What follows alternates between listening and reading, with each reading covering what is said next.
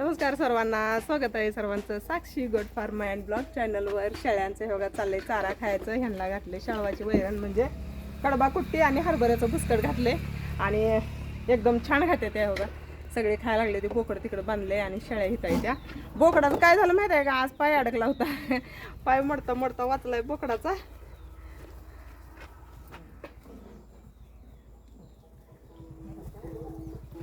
त्यांनी गावाकडे चालले होतं बरं का.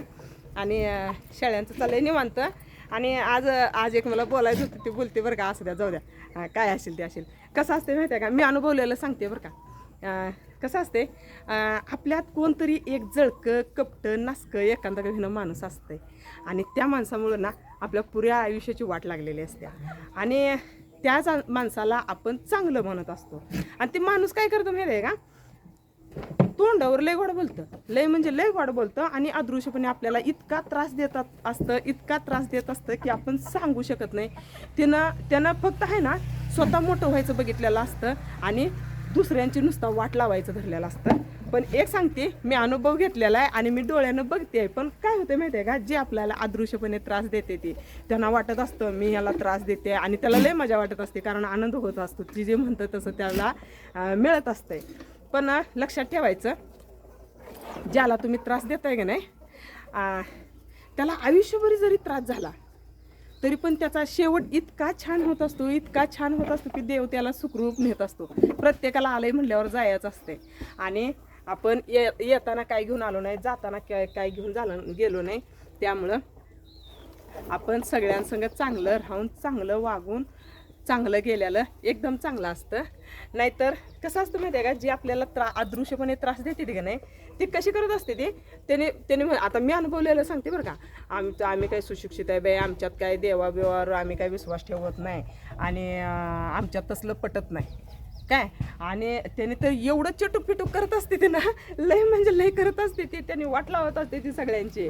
आणि दुसरी गोष्ट, ज्याला त्रास दिलाय त्याचा शेवट एकदम चांगला होतो. आयुष्यभर त्याला त्रास होतो पण शेवट त्याचा चांगला जातो. आणि जे त्रास देतोय बघा, त्याचं आयुष्य पूर्ण सुखात जातं आणि त्याचा शेवट इतका दुःखात जातो की देव पहिला त्याचा हातपाय बंद करतो, पाय बंद करतो, त्याला चालायचं बंद करतो. मी लय जणांचं अनुभवलंय बरं का.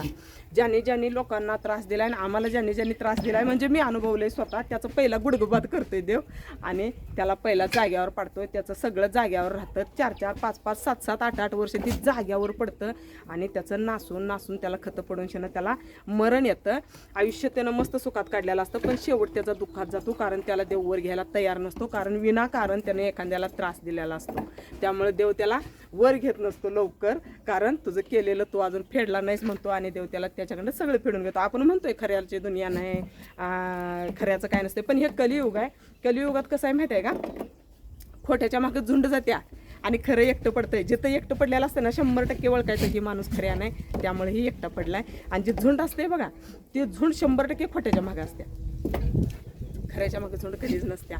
आणि त्यामुळं नेहमी चांगलं राहावं. आणि जी अशी अदृश्यपणे त्रास देतात बघा, त्यांना मी म्हणून पण बघितले बरं का. तुम्हाला हे वाटतंय असलं डायरेक्ट समोरासमोर त्यांना म्हणलंय, पण तुम्हाला हे वाटत असेल लय म्हणजे लय सुखात आहे आम्ही, ह्यांना त्रास देऊन आम्ही लय सुखात राहतोय, तुम्हाला हे असलं करताय, पण तुम्हाला परत त्याचा लय त्रास होतो. पण ती स्वतः बाई काय म्हणली माहिती आहे का, पुढचं कोण बघितलंय, आता आम्ही सुखात आहे, बाद झालं.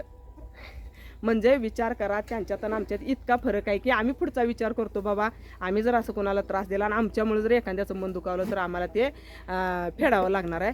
पण त्यांनी इतका त्रास देऊन पण म्हणते ते आमचं सध्याचं आयुष्य सुखात आहे ना, आम्ही सगळ्यात सुखात आहे आणि आमचं पूर्ण गावात नाव होतं आहे आणि आम्ही इतकंच सुखात आहे, तर आम्हाला देव कायम सुखात ठेवा. असं अजिबात नाही. तो सगळं बघतोय, त्याचा CCTV कॅमेरा आहे ना, रात्रंदिवस चालू असतोय. त्यामुळं तुम्ही इथं माणसाजवळ किती पण खऱ्याचं खोटं करा, पण त्याच्यापाशी तुम्हाला खऱ्याचं खोटं कधीच करता येणार नाही आणि होणार पण नाही. त्याच्यापाशी खऱ्याला खरं आहे आणि खोट्याला खोटंच आहे. त्यामुळं खऱ्याला कसं असत्या, पण त्याचा न्याय बरोबर देव करतोय, त्याच्याजवळ न्याय सगळा आहे. बरेच जण म्हणते ती खोट्याचं सगळं चालतंय, खोट्याच्या मागे सगळे असते ती. देव पण खोट्याला सहाय्य करतो, खोट्यांना सहाय्य करत नसतो, कधीच खोट्यांना सहाय्य करत नसतो. कारण देव म्हणतोय, घे अजून तुला किती पाप करून घ्यायचं आहे, घे, फेडून मीच घेणार आहे. त्यामुळं चांगलं राहायचं. आणि आम्हाला त्रास देणारे त्यांना देव बघून गेला, आपण काय त्यांना शिक्षा देणार आहे हो. तो द्यायला बसलाय आणि त्याच्याकडं चांगला न्याय आहे. तो ह्या जन्मी नाही तर पुढच्या शक्यतो ह्याच जन्मी फिडून घेतोय बरं का. आणि बघत राहायचं, ज्यांना ज्यांना त्रास दिलाय ना, जी लोक खतं पडून मरते ती बघा, त्यांनी काय ना काय कांड केलेलं असतं. आपण उगाच म्हणतो त्या आजारी पडला आणि आता ह्या जन्मी त्यानं काय केलं नाही, लय चांगला होता हा होतं, पण कुठल्या ना कुठल्या जन्मी काय ना काय कांड केलेलं असतं. देव 7 जन्मात कधी पण फिडून घेतोय. त्यामुळं लक्षात ठेवायचं, सगळ्यांसंगत चांगलं राहायचं. आता मी हे का सांगायला लागल्या माहिती आहे का, मला अनुभव आहे. आता बऱ्याच जणाला वाटेल ही अंधश्रद्धा सांगायला लागल्या, हम सांगायला लागल्या, तम सांगायला लागल्या, पण तुमच्या मनाला विचारून बघा की तुम्ही हे तुमच्या त्रास सहन करताय का. 100% 99% लोकांच्या घरात असा त्रास शेजापाजारी कोण ना कोण, आणि ते आपल्यातलंच असतं बरं का, आपल्या घरातलंच असतं, आपल्या रक्तातलंच असतं, बाहेरच्याला काही देणं घेणं नसतं. 100% बघायचं सगळीकडे आपल्या घरातलंच कोणतं असतं. तेव्हा बारीक म्हणजे लय मोठ्या खोड्या करत असतो, पण त्याला बारीक वाटतं. आतल्यात ते आनंद घेत असतो. आपलं ज्यावेळी हाल चालू असतं त्यावेळी ते आतल्या आत आनंद घेत असतो. त्यामुळं घेऊ देताना किती दिवस आनंद घ्यायचा आहे. आमचं आयुष्य जरी दुःखात गेलं तरी शेवट तरी आमचा, फक्त आम्हाला शेवटी सुखात नेऊ दे देवानं, बास, आम्हाला दुसरं काय नको आहे काय. तर असू द्या, लय दिवस झाले हे सांगायचं म्हणायला लागले होते, पण सांगायचं राहिलं होतं. कारण असले नालायक लोक सगळ्यांच्यात असते ते वर्गात, सगळ्यांच्यात असते ते, आणि पुऱ्या घरादाराचा सत्यानाश करते ते. त्यांचं घर मात्र लय चांगलं राहील असं बघते ते, पण देव एक दिवस त्यांच्यावर पण आणत असतो. वारं एकीकडं सुटत नाही, कधी पूर्वेनं पश्चिमेकडे सुटतं तर कधी पश्चिमेकडं पूर्वेला सुटतं, कधी दक्षिणेकडं उत्तरेला सुटतं तर कधी उत्तरेकडं दक्षिणेला सुटतं. त्यामुळं त्यांची जेव्हा वेळ येईल, कसं आहे माहिती आहे का, प्रत्येकाचा एक घडा भरावा लागतो. ज्यावेळी हंडा पाण्यानं भरतो त्यावेळी ती पाणी वरणच जातात, त्यात मावायला परत जागा नसत्या. त्यामुळे हंडा भरेपर्यंत थांबायचं. काय आपलं थोडे दिवस हालच होईल, आणखी काय होते है ना. तर असू द्या, कुणाकुणाला असा त्रास आहे सांगा, आणि व्हिडिओला सगळ्यांनी कमेंट करा, शेअर करा, आणि बऱ्याच जणाला ही त्रास आहे काय. त्यामुळे कसा वाटला व्हिडिओ सांगा सगळ्यांनी. आज स्टिकनं बनवलं आहे बरं का, लय दिवस झालं स्टिक आणायचं म्हणलं होतं, पण स्टिक का आणायची झाली नाही, आणि आज स्टिकनं व्हिडिओ बनवला. व्हिडिओ कसा आलाय ते पण सांगा. व्हिडिओला सगळ्यांनी लाईक करा, शेअर करा, नवीन असलेल्यांनी सपोर्ट करा.